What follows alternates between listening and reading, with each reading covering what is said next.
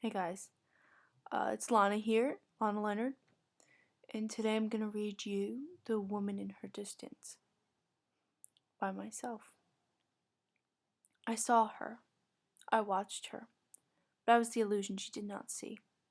I was outside my body and she was deep in the cruel pressures of the world's day. I was young with wild dreams and something unquestionably vibrant to see one day, and she was older, wondering when the break would be near.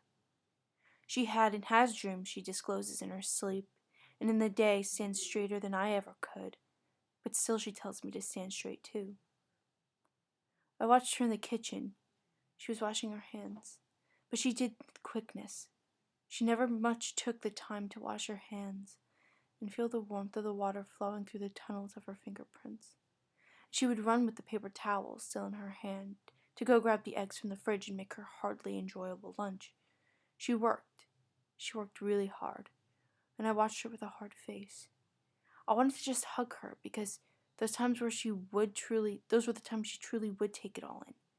The times she would truly take it all in. And slow her pace down so that she could feel the blood flow back into her hands and feet. I watched her wanting to turn back the hands of time's work. She was truly a beautiful woman, and her exhaustion of having to be someone something, or having to be someone somewhere, wore on her.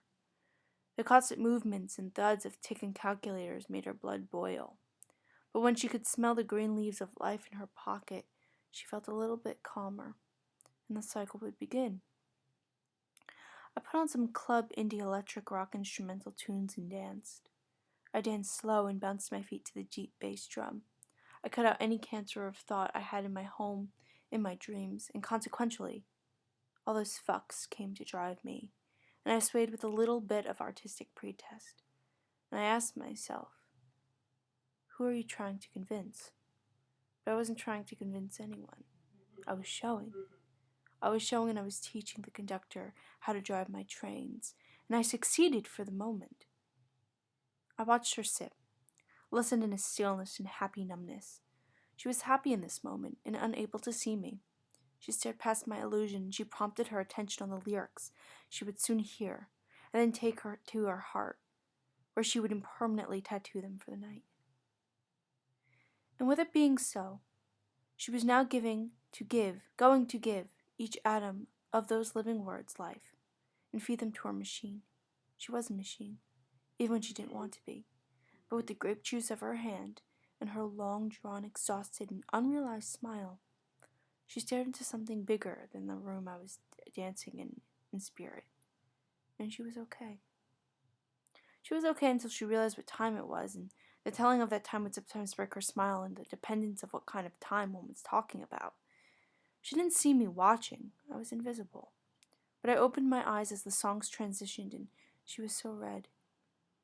She was red, and I watched the blood flow from her red chest to her brain, and she melted into the music, and she relaxed her shoulders, and she sank into the bottom of this place that I could not comprehend as either healthy or unhealthy, but I do not think it mattered. I think she was life happening before my eyes in the most simplistic and relevant form, and I wanted to know it and swim in it. But I did my best to just watch, and I watched her fall fast asleep. I knew if we could just talk, I knew if we did talk, her mind would keep her from being subtle. She was in a different place in her unrealized smile. She was tired and wanted to go to bed. She was either 9 feet over the clouds or 6 feet underground, all the same. She just wanted to go to sleep. She just wanted to go to bed. And so she would. But I would continue to dance, unseen and out of my body with a hard face. Unforgettable of the dim night before, she would continue, forgetful of the dim night before. She would continue to distract her always awakened mind. Her mind would talk to her in her sleep and keep her from properly falling deeply into sleep, in its microcosmic dissonance. The temporary harmony of death, that sleep. She was so frustrated. She was everything frustrating, but everything so loving it could hurt. She loved so goddamn much, and my internal organs ached in the thought of how heartbroken she could be sometimes, in all her undescribable strength, and how she would hold every piece of her detailed puzzle. She was a detailed puzzle. She was more than 1,000 pieces. She was innumerable. I watched her as she could not see, and she washed her hands, but with a quickness. You see, she never seemed to let the water flow over her beautifully worked palms. How soft those palms were. How soft. I wrote that after one weekend, and it was right after winter break this year, and I was just watching a family member of mine, and like they're sometimes very indescribable, and they make me wonder, like, what am I doing? And I just want to get into their head sometimes, and I know that that's not going to work, or they wouldn't want that. So I stop, and I just continue doing what I'm doing, and I'm not really seen. And that's not a bad thing. I'm just not seen in the thoughts that I want to be in. And for them, that's a good thing. For me, it's like, I want to know. But I'm probably not going to know much. I think I overestimate what I think I want to know out of my love for people or whatever it is. And even lately,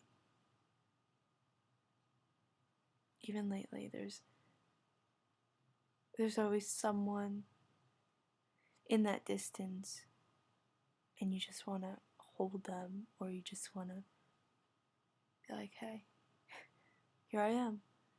What do you want with me? What do you want to do with me? Whoever it is, it doesn't have to be any person in particular.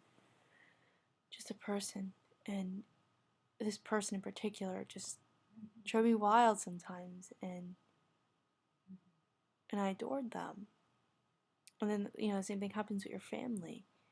And they're just sitting there, and they're taking all these lyrics and from the music you're playing, and these songs inside and out. And so when they feel them like you, or they feel them relating to their own life, you're like, oh, it's so cool.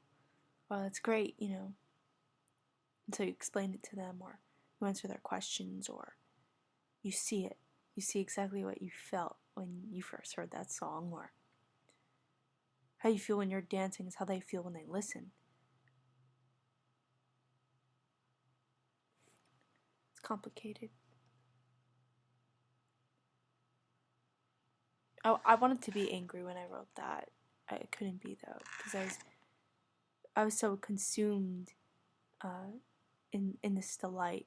Because when I first wrote it, or before I actually was dancing at the time, and I was playing instrumental, electronic, rock, indie, and I was dancing, and I felt so free, and that family member was just so consumed in themselves, in their mind, and sometimes the song would have lyrics, and they'd be like, "What? Who's singing this?" or "Who's this by?" And I was like, "Oh, well, that's by so and so, and this is what the song's about." And I guess it was like this split, and I felt so free, like I'm old. I'm young, and I can fuck up, and I can do this, and I can do that, but tomorrow it's okay, I'm gonna do good things. I'm gonna do my best to do some wild and extreme and hopefully amazing things. But they're older, and they still are going to do amazing things, but I don't know if they always think that because of how old they are. But it just made me think. And at the end of the day, you want what you want, and they want what they want, or they want for you what you want, or they want for you what they want, and that's not necessarily what you want.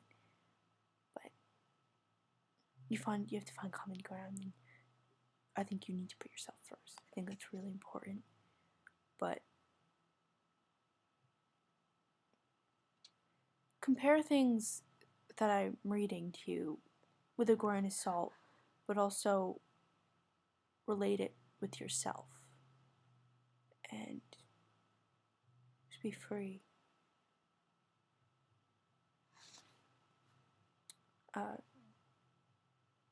I think also, I mean, I didn't, when I was writing this, it was like, I didn't realize it was getting to be that deep or that relative to my life in any sort of way, but the woman in her distance, and that could be any woman, because God so fucking help me.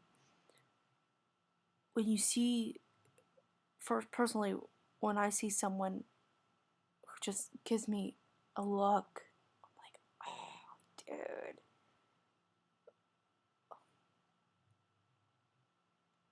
And I can't help it. I honestly can't help it. That's why I have 2 pieces. I'll probably write a third one soon. I'll read all 3 to you, probably in 3 different sittings. I think that'd be better, because this is already 11 minutes. What is it? I think it's Why Do I Fall in Love with Strangers? And it all has to do with eye contact. Eye contact, eye contact, eye contact. And I think I write about eye contact enough. And I think eye contact with strangers or people you're attracted to is so significant. I think it's really special. But that's a conversation for another day. So The Woman in Her Distance by myself, written by me, Lana Leonard. Remember, my Tumblr is Lana-Human Love. Peace.